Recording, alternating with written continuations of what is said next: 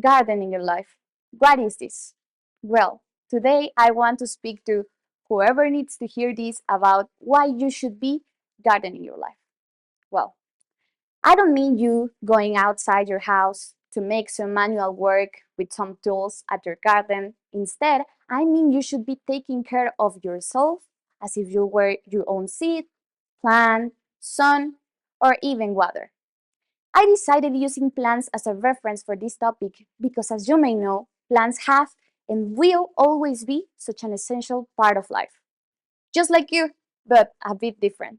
Also, they do require some specific kind of care, such as being watered, sun exposed, or fertilized.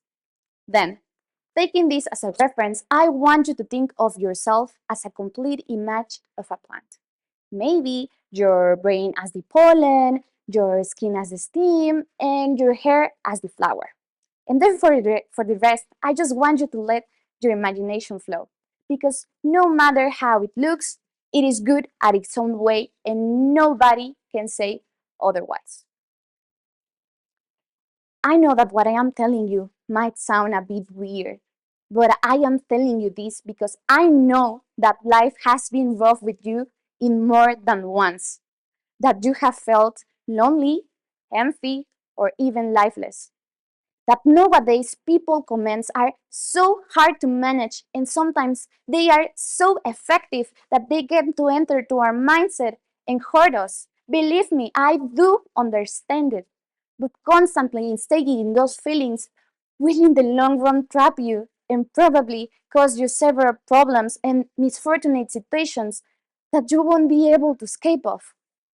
And as Debbie Ford said once in her life, I think that any time of great pain is a time of transformation, a fertile time to plant new seeds.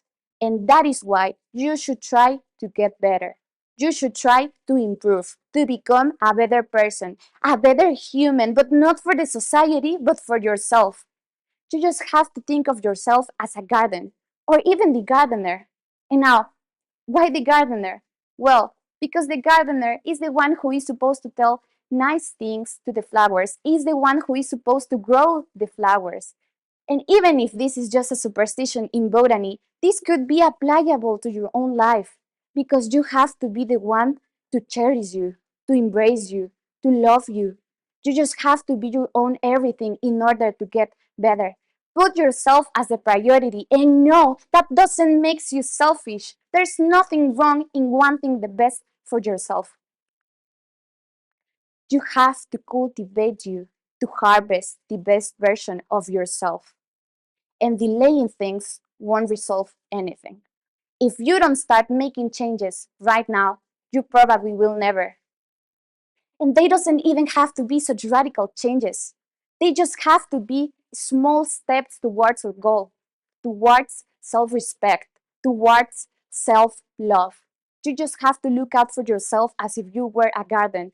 And this is the best example of how you should treat you, watering your soul with knowledge and fertilizing your mind with love.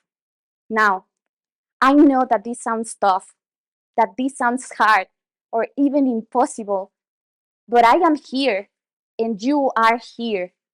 I'm a teenager that is constantly in a roller coaster of emotions. I know what I'm talking about. I have felt that way before.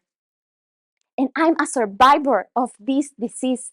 And I can tell you there is a cure, there is a solution to get better, to feel happiness, to even feel emotions again.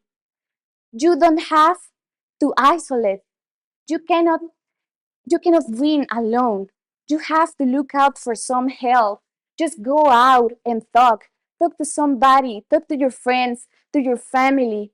Talk to whoever. Just talk. Because if you don't give any kind of recognition to your feelings, you won't be able to be yourself again, to be that happy person that used to smile, that used to feel. You have to try to get better. Look out for some help. So my advice for you is just to try to talk, to recognize what you feel, have what you have felt, what you have experienced, Just give some recognition to your ideas, your thoughts, your dreams, your fears. Give some recognition to your person. Thank you so much for listening, and I do hope this was useful and deep enough to reach you, but also to make you do some positive changes in your person. Thank you so much.